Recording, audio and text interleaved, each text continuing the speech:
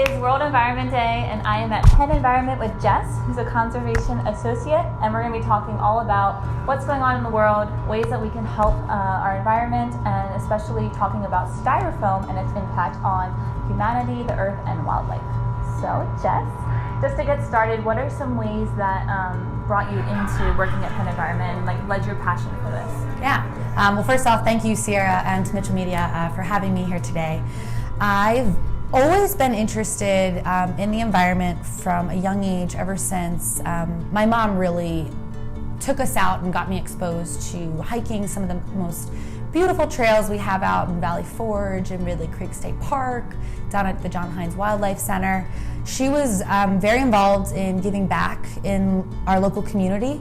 I grew up in the Delaware Valley area, moved a couple times, but have always been exposed to being outside and then giving back through volunteering.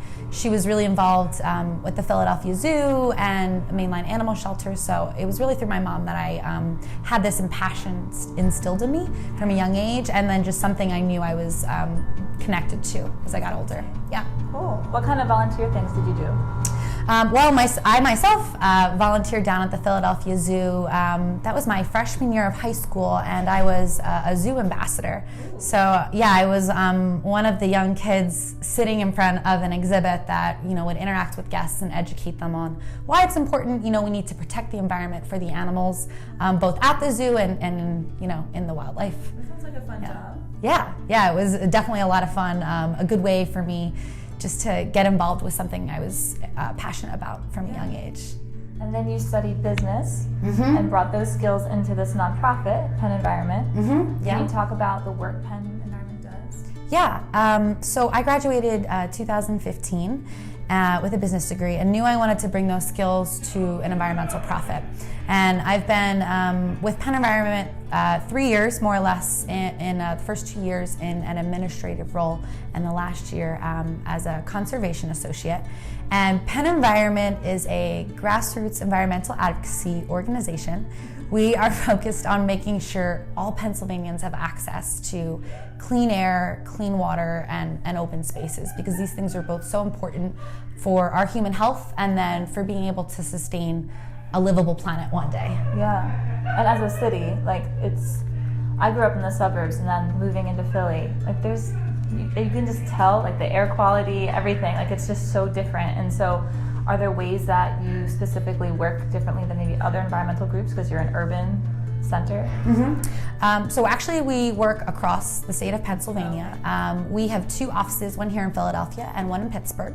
And then we run a large summer canvas operation, and really these are our army of grassroots organizers going out every day, engaging the public with ideas about why it's important to get involved in protecting our environment, and bringing the issues we're working on right to their door, and saying this is a problem, whether it's climate change or dealing with bad air quality or things like styrofoam. So we do a ton of organizing work here in Philadelphia because we know we're dealing with things like pervasive litter problems and dealing with bad air quality, and are going to continue to see the negative consequences of climate change. Just this past summer, actually, the first 5 days of our public school system, Philadelphia public schools were closed down because it was so hot that kids can't go to school. So we definitely have our challenges cut out for us here in Philadelphia as well.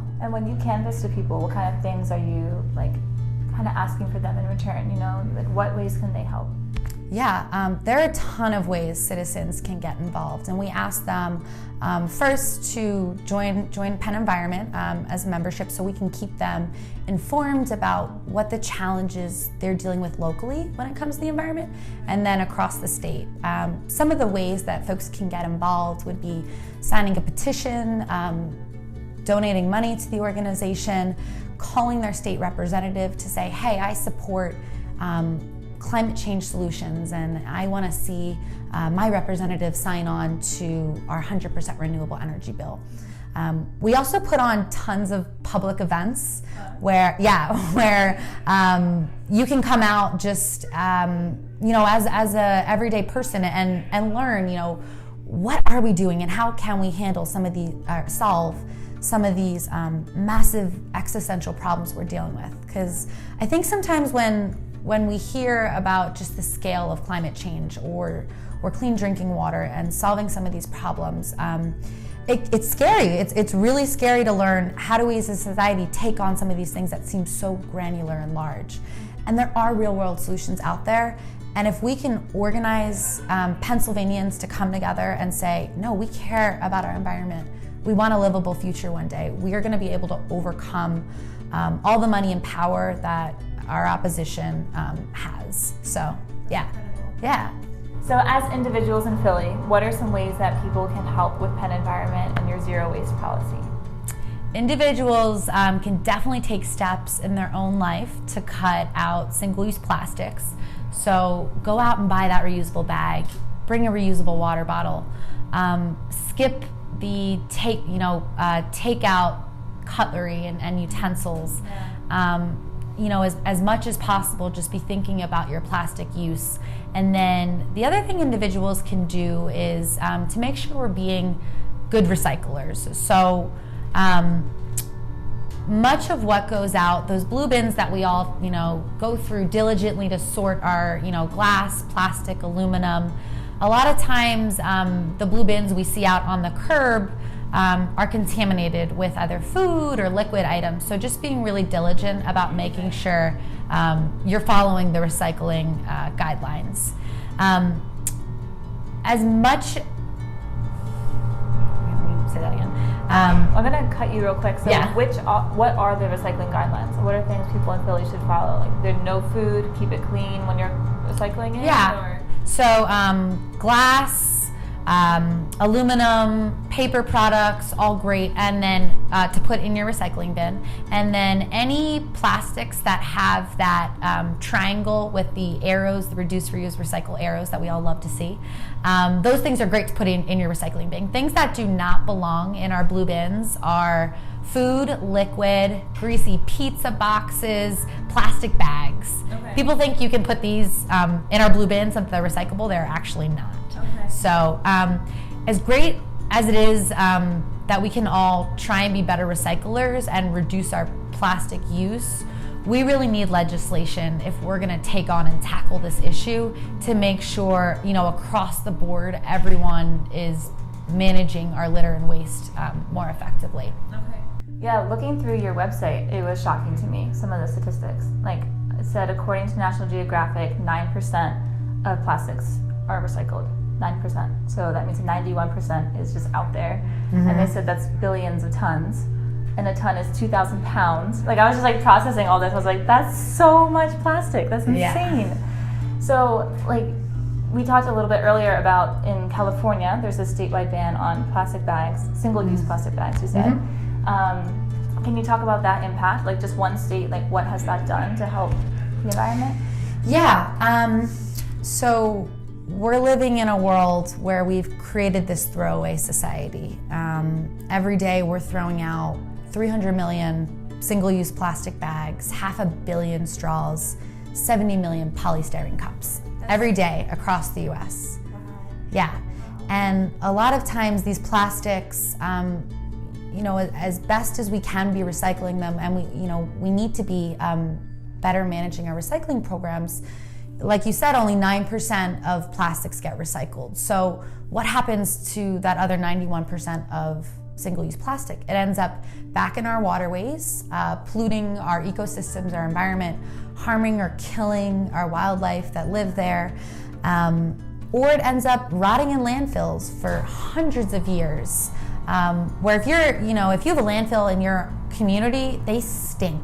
They also can leach toxic material into our water, potentially poisoning our water supply.